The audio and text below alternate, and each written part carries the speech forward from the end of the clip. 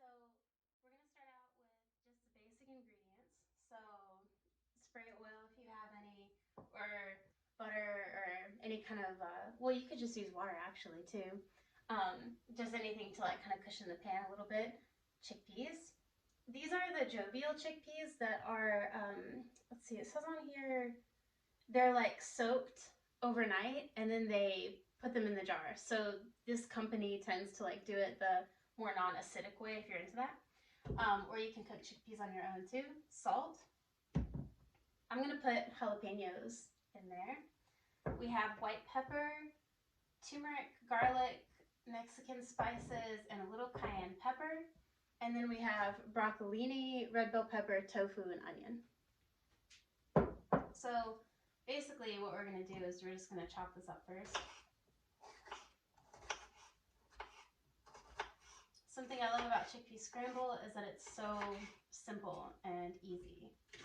You can just do it right in the morning when you get up.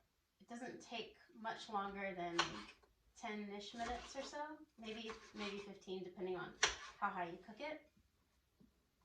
And I'm going to use a lot of onion here because the person I'm cooking for, it would be good to warm their spleen. So if your spleen is on the cold side, in Chinese medicine, onion really helps to warm the spleen. And tofu is also really good for the spleen. So I'm going to put we'll do spray oil first. And then I'm going to put the broccolini in on the bottom, kind of roll it around in the oil a little bit. And then I'm going to put in the bell pepper and onion. And my little trick, especially with this company, they use purified water and really pure salt. I just dump the water in there. And I know a lot of people might not agree with that, but that's okay. Along with the chickpeas, just because then I don't have to add salt. And I feel like the flavor is really brought out when I do that. When I rinse them, they're good too, but then I just find I use salt less this way. I'm not sure why. It's like soaked in already or something. So I'm gonna put it on high.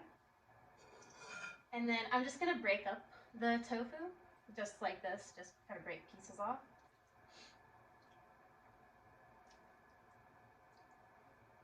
How I've always seen chickpea scramble is the tofu is kind of yellow, which means that they use turmeric. So we're gonna use a little bit of turmeric too. So put a little turmeric in there. You don't have to use white pepper. White pepper I found goes with the Mexican seasoning better than the black pepper does. So that's my 2 cents on that. And a little bit of garlic, because we all want to be antiviral right now. And a little bit of cayenne pepper. Again, helps the immune system. Salt for the broccolini. And then I'm going to grab the jalapenos out of here. I'm going to put 4 in. 5. I'm going to put 5 in. Looks like a good idea. Okay. So, that's done.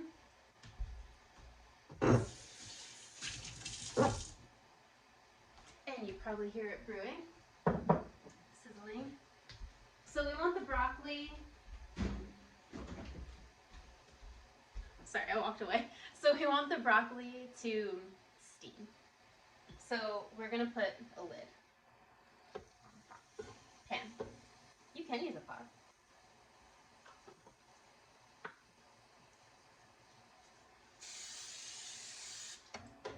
I put a little spray oil on the veggies just because I feel like it protects the texture. And you know, we want it to be juicy and delicious. So that's looking good, that's cooking. And it just so happens that the water in the chickpea jar is the perfect amount of water for cooking this. If I put too much water in there, I have to drain it. If I put too less, it burns. So it's just really easy just to dump the jar of chickpeas in with the rest of it. So I use chickpea scramble in the morning. You can have it at night, really anytime. It has a lot of really good effects for the spleen, for the nervous system, for the antiviral properties. It's just really good all around in protein.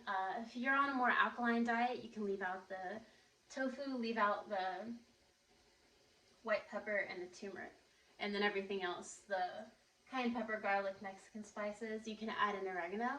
Those things will be alkaline, according to Dr. Sebi's alkaline diet.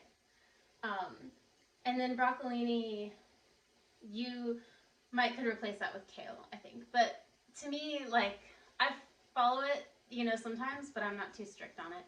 And I feel like anything like that is really a lot for healing, and then everything else you can kind of just, you know, be alkaline when you can, but don't be afraid of food. You know, don't be afraid of veggies and beans and nuts and seeds and things like that, because we are all here on Earth, and they do have good nutrients, and I'm sure they serve some purpose, because nature is beyond genius.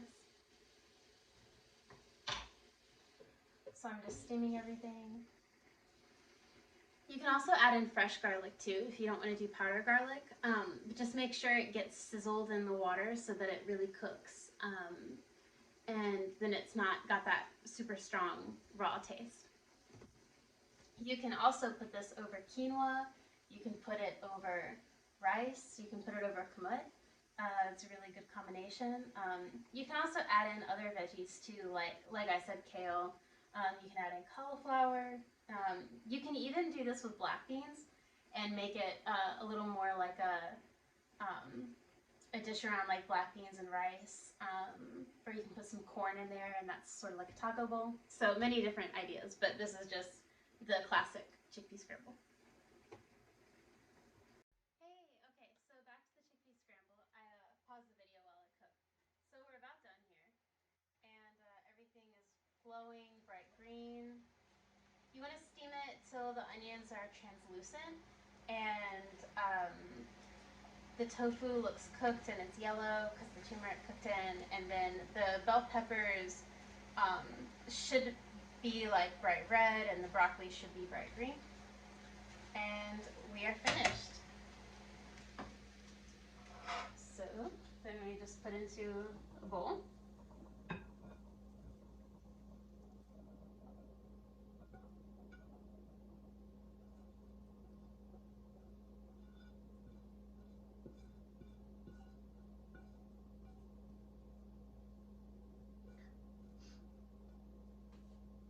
All right. Perfect. So here it is, chickpea scramble, steam and all. So we've got the broccoli, the red bell pepper, or broccolini, red bell pepper, onion, chickpeas, tofu, and you're all set to go for the day. I made a nice big serving. So feel free to adjust the ingredients to your liking. And I hope you all enjoyed that video, and I will see you next time. Thanks.